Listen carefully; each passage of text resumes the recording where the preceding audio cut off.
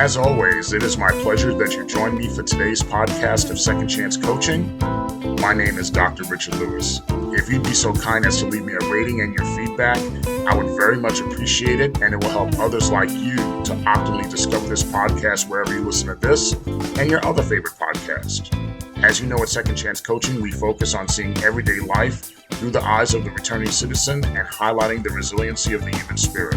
I would love to work with you one-on-one, whether you're a returning citizen or coaching client seeking your second chance, or you're a representative of a business, college, or university seeking to integrate and support returning citizens in your respective organizational and learning environments. Please feel free to contact me via email at richard@secondchancecoaching.com or via Instagram at the Dr. Richard Lewis.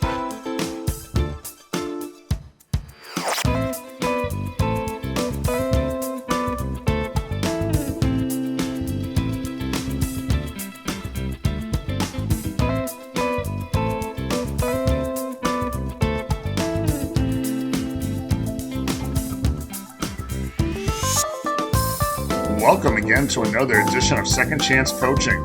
As always, it is my pleasure to join you on another week of your reentry journey from whichever corner of the world you're listening from. We always remain humbled and excited that you've decided to spend part of your week with us. I imagine that in different areas of the country, maybe it's starting to cool down a little bit.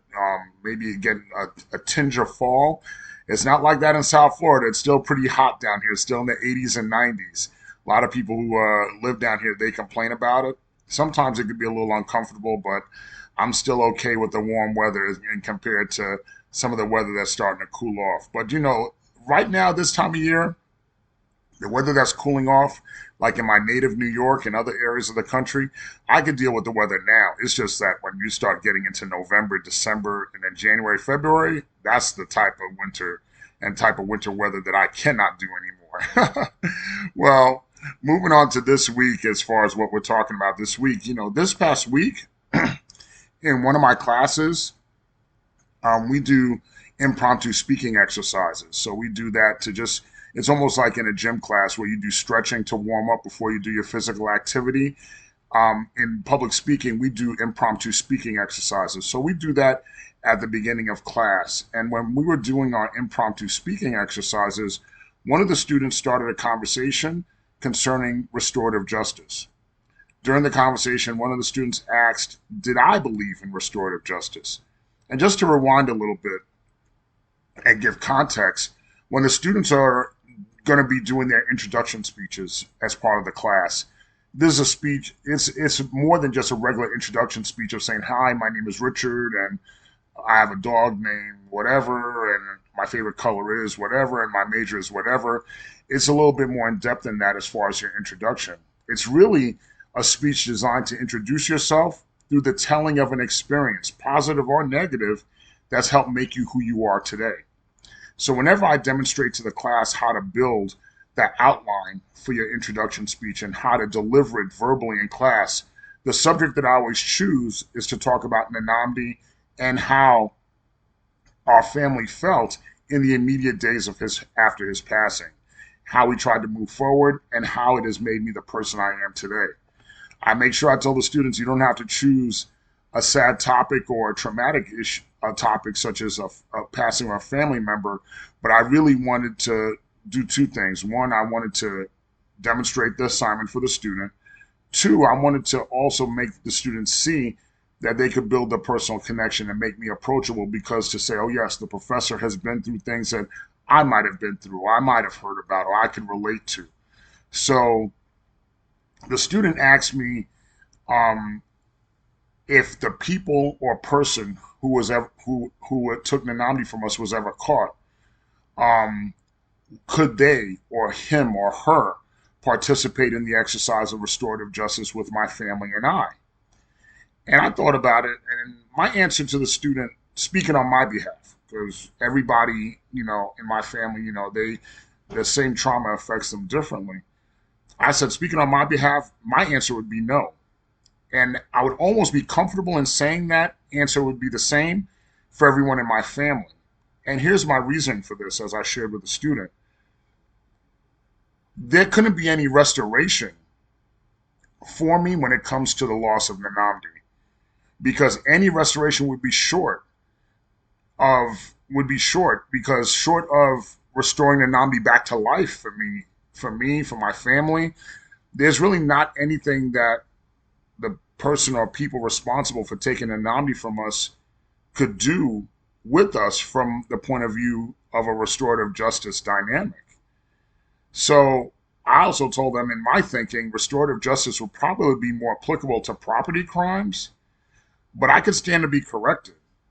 That would probably, but because I think that a restorative justice dynamic would probably depend on the mindset of the offender and the mindset of the affected person of the crime.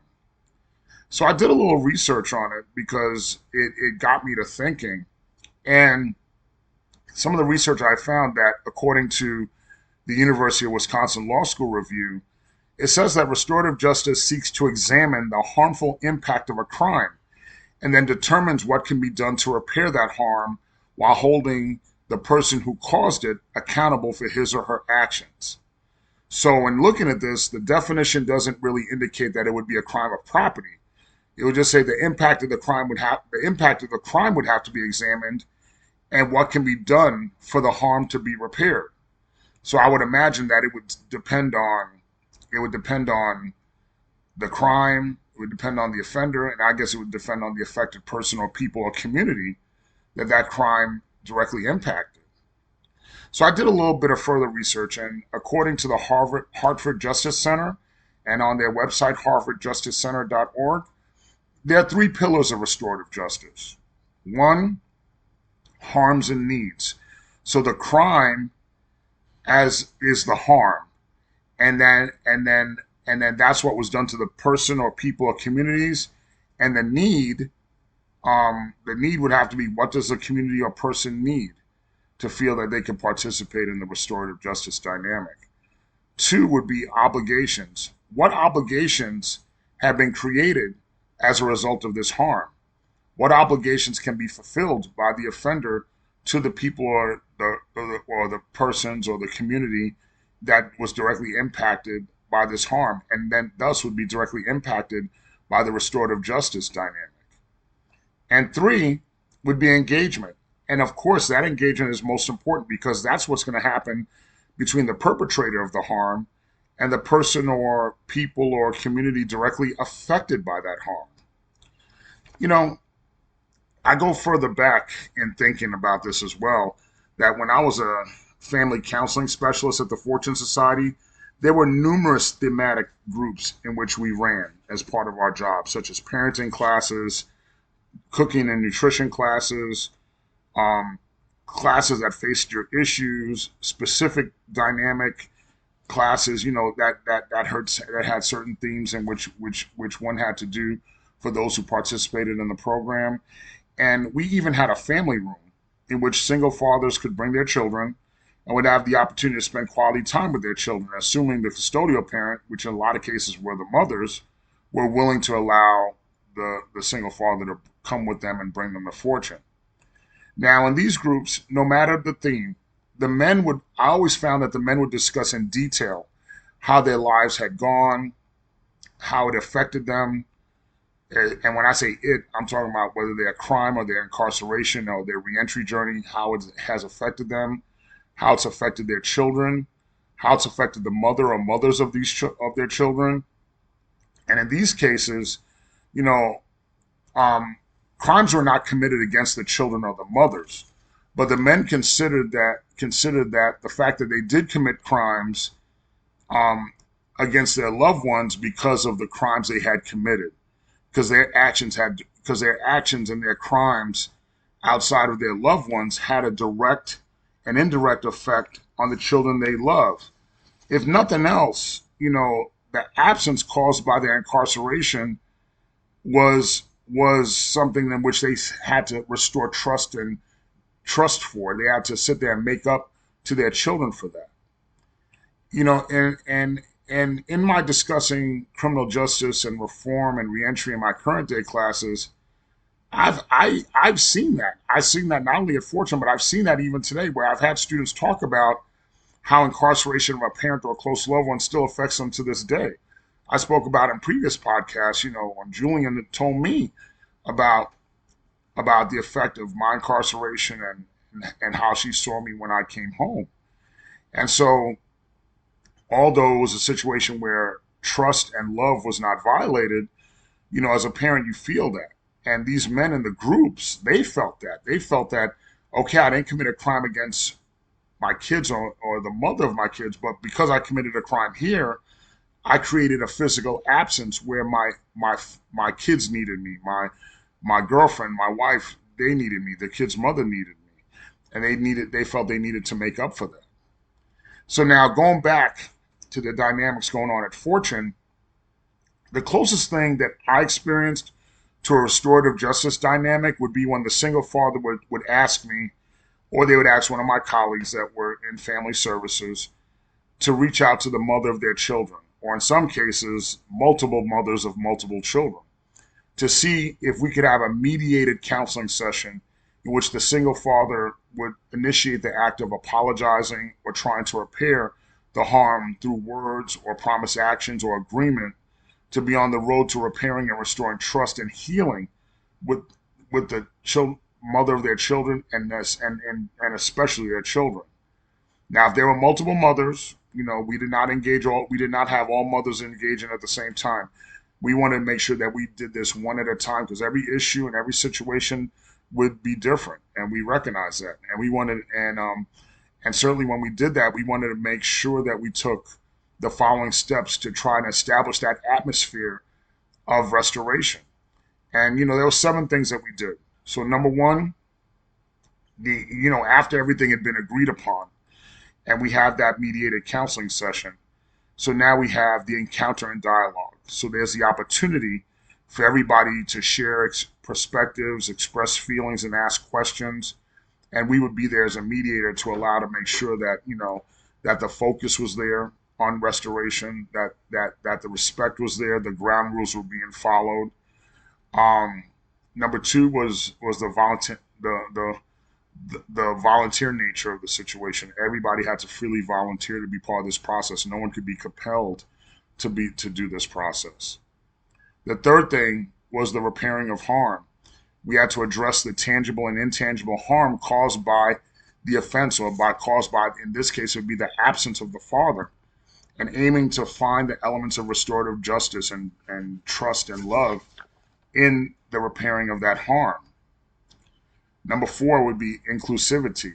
In addition to the offender and the affected, in addition to the single dad, in this case it would be the single dad and the children and or the mother of the children or child.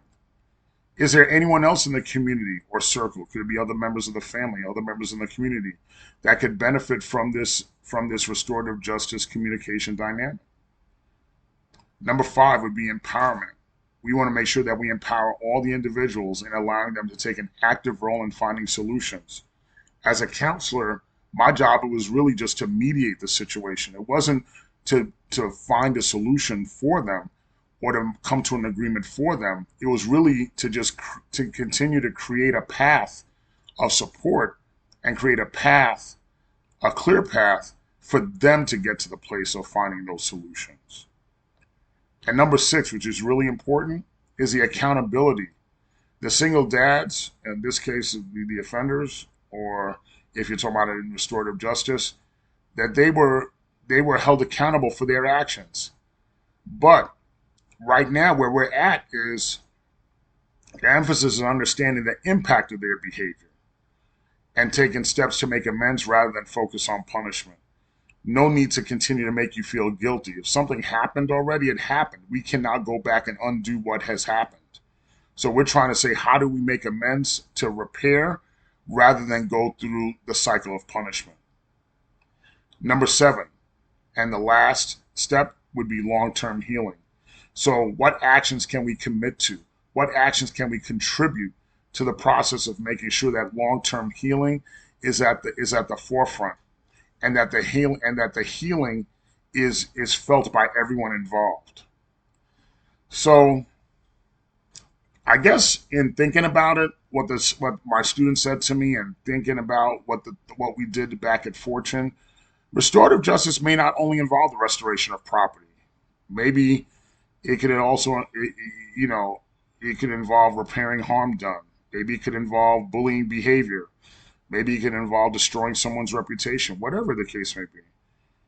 But really, I could see it's what the parties involved can come to a place in which forgiveness and restoration can take place. Now, where are you when it comes to restorative justice? I always try to build the podcast in a way that when we conclude, I give you something to hold on to. Like, this is the nugget of knowledge to hold on to, the thing that you could practice and continue to move forward with. And and you could re-listen to the podcast and say, yes, that's the advice that was given. But, usually I have something for you to hold on to. But maybe this week, the conclusion is really the question for you to ponder. Restorative justice may not only involve the restoration of property. Could it include other things? That's a question for you to ponder. I pondered that question, and I'm still in the same. But even in pondering that question, I'm still in the same place when it comes to Nnamdi's passing. Short of Nnamdi being brought back to life, which I know is impossible, there's nothing anyone can restore for me as it pertains to him. That physical absence is always there.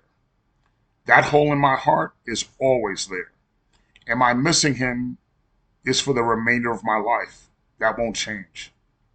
But it doesn't mean healing does not take place. And the love that I have for him, the love our family has for him, the love that he and I had between us, the love that he had for every member of our family, is something always to lean on and something always to be comforted by. I want to certainly thank you again for taking the time to share your time with me. Sometimes these subjects are not easy to talk about, but it's something for us to think about. And maybe we continue to think about it and we come to a solution together. But I certainly want to thank you again for sharing your time with me. Thank you for continuing to spread Second Chance Coaching to your friends, family, and loved ones. Thank you, thank you, thank you. I'm always appreciative of spending this time with you. It's the most special time of the week for me. Thank you again for joining us, and I look forward to spending time with you again next week.